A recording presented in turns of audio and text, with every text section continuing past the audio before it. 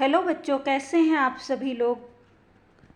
मैं अपर्णा पांडे अपने channel Hindi tube में आप सभी का स्वागत करती हूँ। बच्चों, मैं आज आपको तुलसीदास के पद की व्याख्या बताऊंगी। तुलसीदास के यह पद आईएससी बोर्ड की पुस्तक काव्य मंजरी में संकलित हैं। तुलसीदास जी की व्याख्या पढ़ाने से पहले मैं आपको इनके संक्षिप्त जीवन परिचय के बारे में थोड़ा कुछ बताऊंगी। उसके बाद मैं इनके पदों की व्याख्या आपके समक्ष प्रस्तुत करूंगी। तुलसीदास के जन्म के संबंध में माना जाता है कि इनका जन्म उत्तर प्रदेश के बांदा जिले के राजापुर गांव में सन 1532 में हुआ था। गुरु नरहरिदास इनके गुरु थे, जिनकी कृपा से इन्हें राम भक्ति का मार्ग मिला। तुलसी की मृत्यु के संबंध में कहा जाता है कि सन 1623 में इनकी मृत्यु हुई। तुलसीदास भक्ति काल की राम भक्ति शाखा के सर्वश्रेष्ठ कवि थे। तुलसीदास कवि ही नहीं, लोकनायक भी थे। रामचरितमानस इनकी अनुपम कृति है। गांधी जी के अनुसार मैं तुलसीदास की रामायण को भक्ति मार्ग का सर्वश्रेष्ठ ग्रंथ मानता हूँ। रामचरितमानस के अलावा कवितावली, गीतावली, विनय पत्रिका, दोहावली, कृष्ण गीतावली आदि इनकी प्रमुख रचनाएं हैं। तुलसीदास ने रामचरितमानस की रचना अवधी भाषा में और विनय पत्रिका तथा कवितावली की रचना ब्रज भाषा में की। विनय पत्रिका में पद तथा कवितावली में कवित्व एवं सवैया का प्रयोग किया गया है। बच्चों, बता देना चाहती हूँ कि तुलसीदास जी अपने समय के बहुत बड़े लोकनायक थे। तत्कालीन समाज में जो विसंगतियाँ और विषमताएं थी, उनको दूर करने का प्रयास इन्होंने रामचरितमानस की चौपाइयों के माध्यम से किया है। इन्होंने समाज के अंदर एक परिवार के सदस्यों का आपसी कर्तव्य क्या होता है, एक व्यक्ति का समाज के प्रति, समाज का व्यक्ति के प्रति, राजा का प्रजा के प्रति, प्रजा का राजा के प्रति, माता पिता का पुत्र के प्रति, संतान के प्रति, संतान का माता पिता के प्रति, एक भाई का भाई के प्रति या पत्नी का पति के प्रति, पति का पत्नी के प्रति क्या कर्तव्य है, यह सब कुछ इन्होंने रामचरितमानस की चौपाइयों के माध्यम से समाज को बताने का प्रयास किया है। इन्होंने बताया कि एक राजा का प्रजा के प्रति, प्रजा का राजा के प्रति क्या कर्तव्य होता है।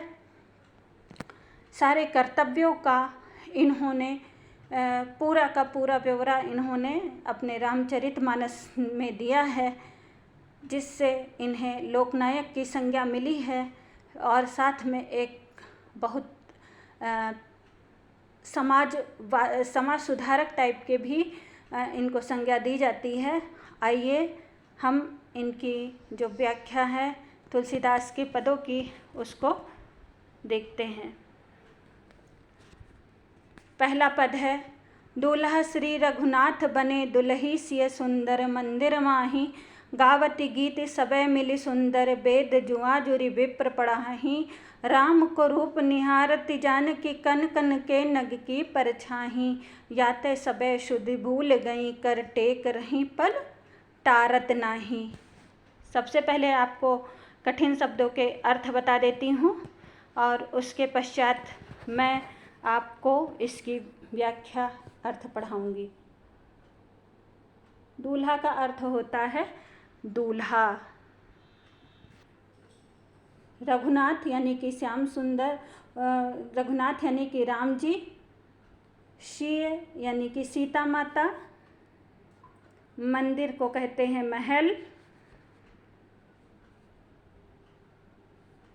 जुआ यानी कि युवा वर्ग, युवा लोग, जुरी यानी कि जोड़कर या मिलकर, विप्र का अर्थ होता है ब्राह्मण,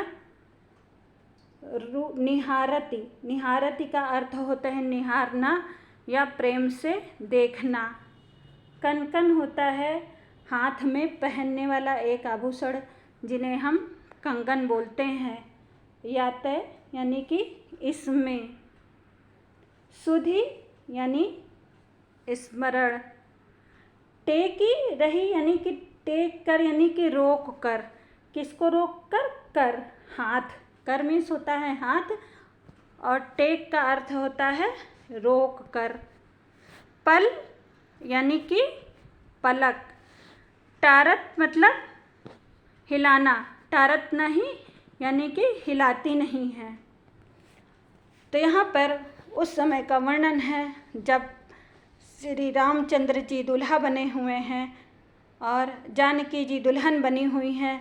दोनों महल में मंडप में दूल्हा दुल्हन बने हुए बैठे हुए हैं और उस समय की शोभा का वर्णन तुलसीदास जी ने करते हुए कहा है कि दूल्हा श्री रघुनाथ बने। श्री रघुनाथ जी क्या बने हुए हैं? दूल्हा बने हुए हैं। दूल्हा की वेशभूषा धारण किए हुए हैं और जो जानकी जी हैं वो सुंदर रूपवती दुल्हन का वेश धारण किए हुए वहीं पर मंडप में सुशोभित हो रही हैं। महल के अंदर मंडप में दोनों लोग दूल्हा दुल्हन बने हुए बैठे हैं। गावत गीत सबे मिल सुंदर। वहाँ की जो महिलाएं हैं, मिथिला की जो महिलाएं हैं, श्री रामचंद्र जी दूल्हा बने उपस्थित हैं, आराती बराती हैं और साथ में जो मिथिला की महिलाएं हैं वो ब्याहू गा रही हैं। ब्याहू वो मंगल गीत होते हैं जो शादी ब्याह में गाए जाते हैं। तो मिथिला की महिलाएं जो हैं वो गाना गा रही हैं, गीत गा रही हैं और जो युवा ब्राह्मण हैं वो सब मिल करके क्या कर रहे हैं? वेद मंत्रों को पढ़ रहे हैं, वेद मंत्रों का उच्चारण कर रहे हैं, क्योंकि विवाह कराते वक्त ब्राह्मण लोग वेद मंत्रों का उच्चारण करते हैं। तो यहाँ पर भी मिथिला में दोनों दूल्हा दुल्हन बने हुए बैठे हुए हैं और पंडित लोग, विप्र लोग, ब्राह्मण लोग वेद मंत्रों का उच्चारण कर रहे हैं। राम को रूप निहारती जानकी, कंकन के नग की परछाई। यहाँ पर क्या होता है? राम के रूप को निहार रही हैं। निहारना मतलब प्रेम से देखना, उनके रूप को आँखों में समाना। तो जानकी जी यहाँ पर श्री राम जी के सुंदर रूप को देख रही हैं, लेकिन कहाँ देख रही हैं? कंकन के नग की परछाई। हाथ में जो उन्होंने कंगन धारण कर रखे हैं उसमें जो नग जड़ित हैं, उस नग के अंदर श्री राम जी का सुंदर चेहरा, सुंदर मूर्ति उनकी उस नग के अंदर उसकी जो परछाई है वो परिलक्षित हो रही है और उसी नग में जो परछाई या उनका रूप दिख रहा है, जानकी जी उसी को निहार रही हैं। यानी कि बिल्कुल सीधे चेहरा उठा करके नहीं देख रही हैं। उस समय वो दुल्हन बनी हुई हैं और सामने देख भी नहीं सकती हैं। तो उनके कंगन के नग में जो परछाई श्री राम जी की दिख रही है वो उसी को निहार रही हैं। याते सबे सुधि भूल गई। और ऐसा होता है तो इसमें वो क्या करती हैं? अपनी सुधि खो देती हैं, सुधि भूल जाती हैं। स्मरण थोड़ी देर के लिए वो खो देती हैं कि वो विवाह मंडप में बैठी हैं, दुल्हन बनी बैठी हैं और क्या कर रही हैं? अपने हाथों को एक जगह टिका लेती हैं। कर टेकी यानी कि कर का अर्थ होता है हाथ और टेकी मतलब रोकना, एक जगह टिका लेना। तो वो अपने हाथों को एक जगह टिका लेती हैं, पल टारत नहीं। और उनकी छवि का उनकी छवि को देखते हुए अपने पलकों को जरा सा भी हिलाती नहीं हैं। ना ही वो हाथों को हिलाती हैं और ना ही पलकों को जरा सा इधर उधर करती हैं, क्योंकि अगर वो हाथों को हिला देंगी तो जो राम जी की छवि उस कंगन की नगों में दिख रही है वो हिलने लगेगी, दिखाई नहीं देगी। इसीलिए उन्होंने अपने हाथों को एक ही जगह टिका लिया है और अपनी पलकों को बिना गिराए एकटक उनकी प्यारी मन लुभावनी सूरत को उन्हीं कंगन के नगों में वो देख रही हैं। दूसरा पद है बच्चों, कागर कीर ज्यों भूषण चीर, शरीर लस्यो तज नीर जो काई, मातु पिता प्रिय लोग सबे सन्मानी, सुभाए स्नेह सगाई, संग सुभामनि भाई भलो दिन द्वैत जनु, औध हुते पहुनाई, राजीव लोचन राम चले तज बाप को राज बटाऊं किनाई। बच्चों ये जो पद है वो कवितावली के अयोध्या कांड से उद्धृत है और इसमें उस समय के दृश्य का वर्णन किया गया है जब राम जी वनगमन के लिए तैयार हैं। उन्होंने अपने राजसी वस्त्र का और आभूषण का त्याग कर दिया है। उन्होंने तपस्वी का वेश धारण कर लिया है और तपस्वी का वेश धारण करने के बाद भी उनकी शोभा में किसी भी प्रकार की किंचित मात्र जरा सा भी कमी नहीं आती है। ये उस समय का वर्णन तुलसीदास जी ने किया है। आइए पढ़ते हैं इसकी व्याख्या को। व्याख्या पढ़ाने से पहले क्लिष्ट शब्दों के अर्थ जान लेते हैं।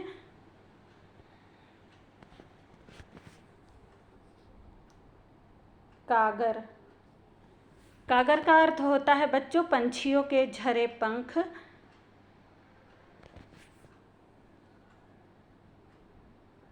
कीर का अर्थ होता है तोता।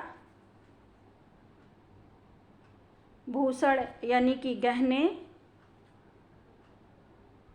चीर यानी कि वस्त्र। शरीर, शरीर को कहते हैं। लस्यो यानी कि सुशोभित होना। तजी, तजी का अर्थ होता है त्याग कर। नीर यानी कि पानी। काई जो पानी में हरे रंग की लगी होती है उसको बोलते हैं। सम्मानी यानी सम्मान के साथ में। संग सुभामनी, सुभानी मतलब होता है सुंदर पत्नी। जनु यानी कि जानो या जैसे। औध मीन्स अयोध्या। पहुनाई मतलब होता है मेहमानी। राजीव लोचन, राजीव का अर्थ होता है कमल, लोचन का अर्थ होता है नेत्र, यानी कि कमल के नेत्रों वाले, कमल जैसे नेत्रों वाले। राम चले, तजी मतलब त्याग कर। बाप यानी कि अपने पिताश्री का। राज यानी कि राजपाट। बटाओ यानी कि पथिक। की नाई यानी कि के समान।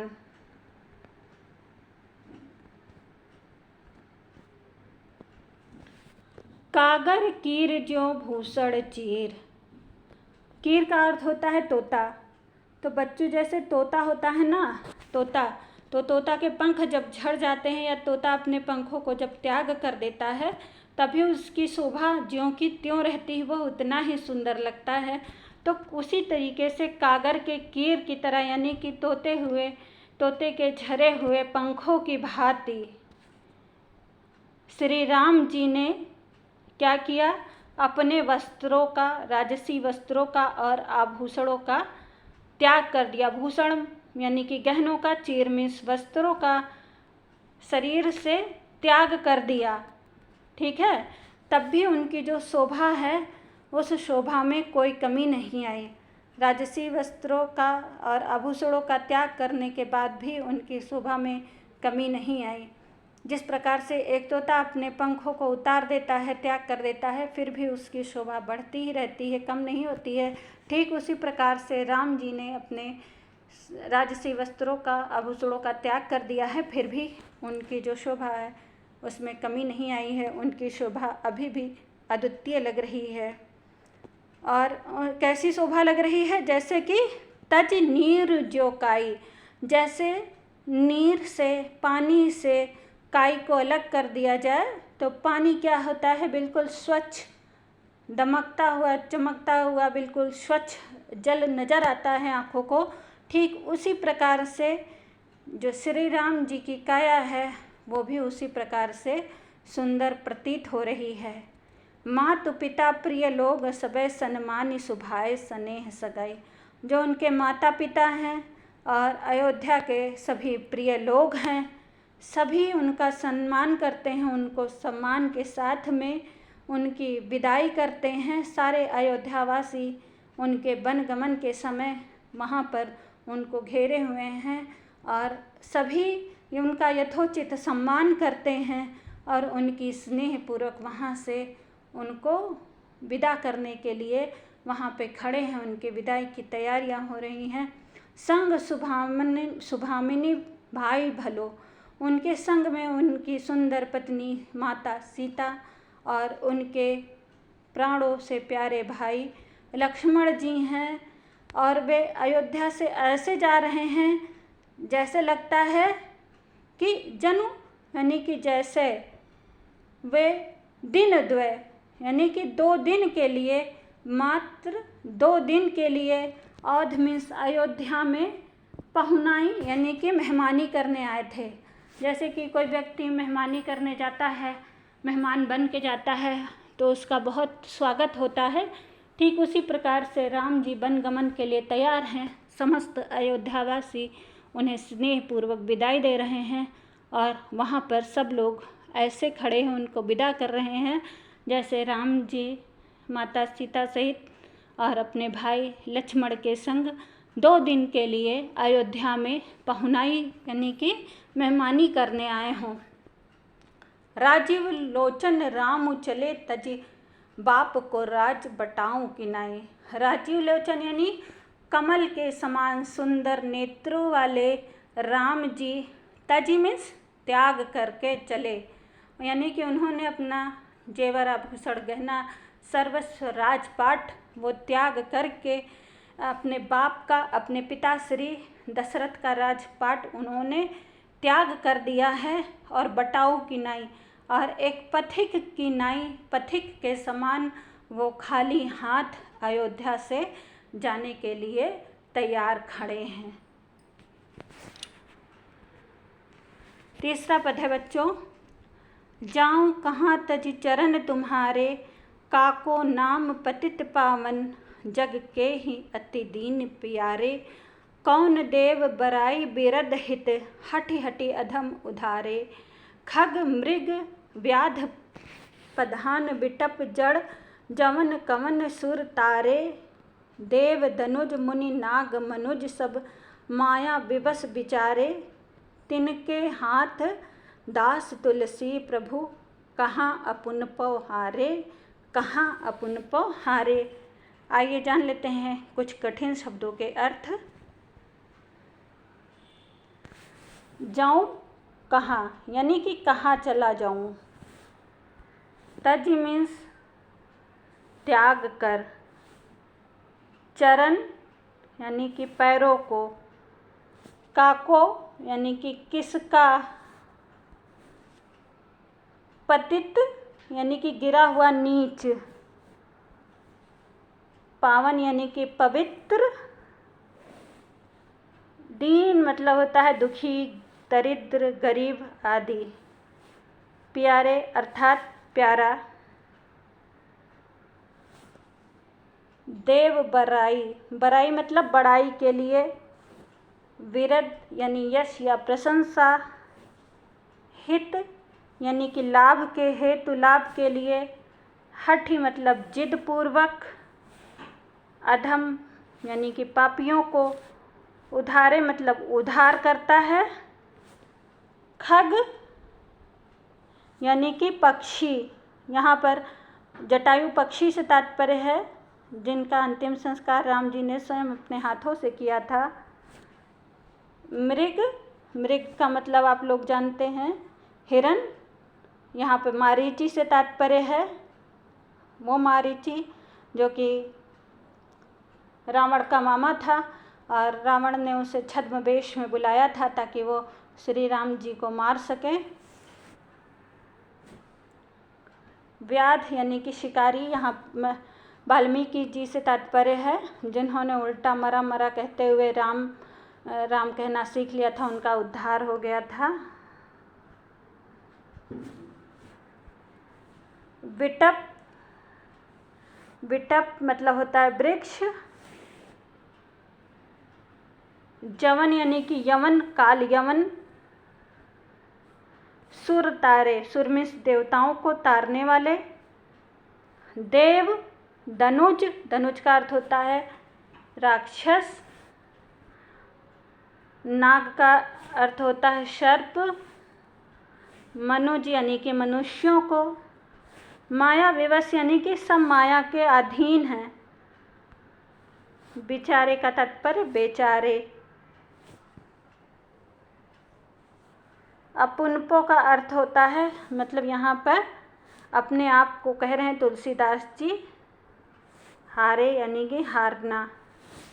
यहाँ पर यह जो पद है यह विनय पत्रिका से लिया गया है और यहाँ पे तुलसीदास जी ने विनय पूर्वक प्रभु श्री राम के दीनता का, दीनों को तारने वाले दीन दयालु रूप का उनके वर्णन किया है कि किस प्रकार से श्री राम जी दीनों को तारने वाले हैं, पापियों का उद्धार करने वाले हैं। जो पाषाण है, यहाँ पर प्रधान नहीं है, यहाँ पर पाषाण है। पाषाण का मतलब होता है पत्थर। जो पत्थर अहिल्या थी, गौतम ऋषि की पत्नी, जिनको मतलब राम जी ने चरणों से स्पर्श किया था तो उनका भी उद्धार हो गया था। तो इतने लोगों का उद्धार बिना किसी शर्त के, बिना किसी स्वार्थ के करने वाले तुलसीदास के प्रभु श्री राम जी हैं। उनके दीन दयालु रूप का वर्णन किया है, उनके पतित पावन रूप का वर्णन करके उनकी वंदना की है और उनके समक्ष अपने आप को उनके चरणों में समर्पित किया है। आइए बच्चों जानते हैं इस पद का अर्थ। तुलसीदास जी कहते हैं, जाऊं कहाँ तजी चरण तुम्हारे। हे प्रभु, हे मेरे श्री राम, मैं आपके चरणों का त्याग कर मैं कहाँ चला जाऊं। कौन ऐसा है जिसकी शरण में मैं तुम्हें छोड़ करके चला जाऊं। कौन तुमसे अधिक बड़ा दीन दयालु है, कृपा करने वाला है, भक्तों और पापियों को तारने वाला है। मैं तुम्हारे चरण कमल को छोड़कर हे मेरे प्रभु कहाँ चला जाऊं। काको नाम पतित पावन, किसका नाम पतित पावन है, यानी कि पतितों को, नीचों को पवित्र बनाने वाला कौन है, किसका नाम पतित पावन है। कही अति दीन प्यारे, कौन ऐसा है जो दीन और दरिद्रों को बहुत प्रेम करता है। दीन जन और अधम नीच पापी जिनके गुण गाते हैं, जो दीनों का उद्धार करने वाला है, दीन गरीब आदि लोगों को जो प्रेम करने वाला है, पतितों को पावन बनाने वाला है। किसका नाम पतित पावन है, जिसके पास मैं तुम्हारे चरणों का त्याग करके चला जाऊं।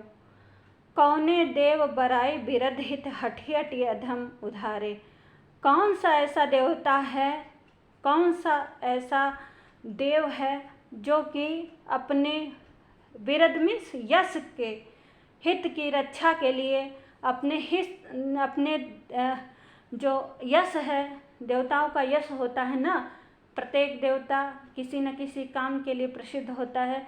भक्तों को उद्धार करने का जो यश होता है वो देवता प्राप्त करते हैं। तो यहाँ पर तुलसीदास जी कह रहे हैं कि कौन सा ऐसा देवता है जो अपने यश की रक्षा के लिए कि उसका यश बना रहे, हठी हठी अधम उद्धारे, हठ करके अधमियों का, पापियों का उद्धार करता है, नीचों को ऊपर उठाता है, पतितों को पावन बनाता है, अपने यश की रक्षा करता है। आपके सिवा ऐसा कौन देवता है।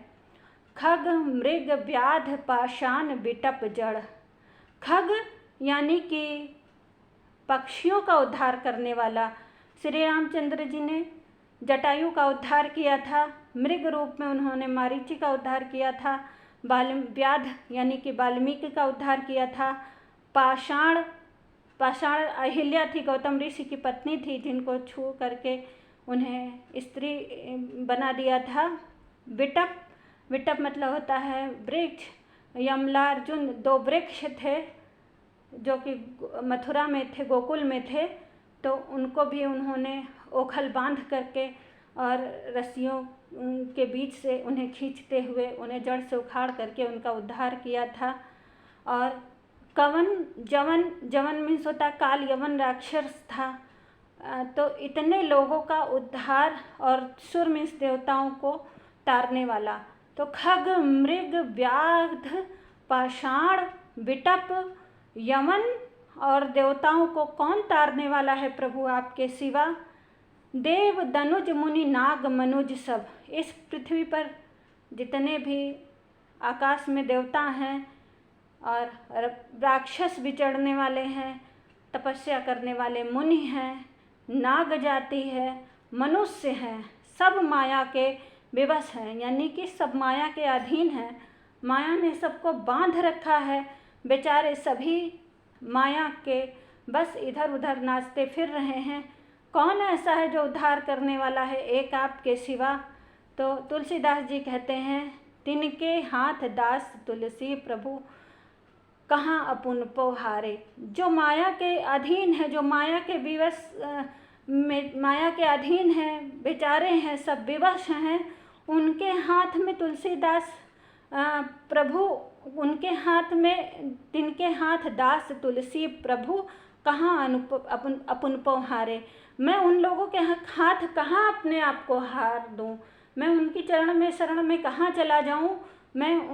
वो मेरा उद्धार कहाँ कर सकते हैं जो कि स्वयं माया के अधीन हैं? तो इसलिए है प्रभु, मैं आपके चरण को तज करके कहीं नहीं जा सकता हूँ। मेरा उद्धार जो है वो आपके चरणों पे ही है। जो स्वयं अपना उद्धार न कर सके, ऐसे देव दनुज मुनिनाग के पास तो मैं जा नहीं सकता हूँ। मैं अपने आप को उनके समक्ष हार नहीं सकता, मैं अपने आप को उनके प्रति समर्पित नहीं कर सकता। हे प्रभु मेरे श्री राम, मेरे तो आप ही तारनहार हैं।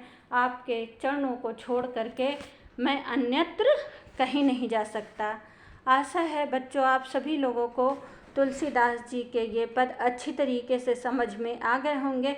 अगर आप लोगों को पदों को पढ़ने में किसी भी प्रकार की कठिनाई और या शब्दों को समझने में किसी भी प्रकार की कठिनता उत्पन्न होती है तो आप ज़रूर कमेंट बॉक्स में कमेंट करके पूछें। प्यारे बच्चों, इससे पहले आपको दोबारा मेरी व्याख्या अर्थ सहित और क्लिष्ट शब्दों सहित मिलती रहे, इसके लिए आप मेरे चैनल को सब्सक्राइब कर लें और इसके साथ ही इसे लाइक करें, ताकि जो मेरा उत्साह है वो बढ़ता रहे और मैं और अच्छी एवं अधिक से अधिक अच्छी रीति से आपके समक्ष व्याख्या प्रस्तुत कर दूं। नमस्कार, धन्यवाद।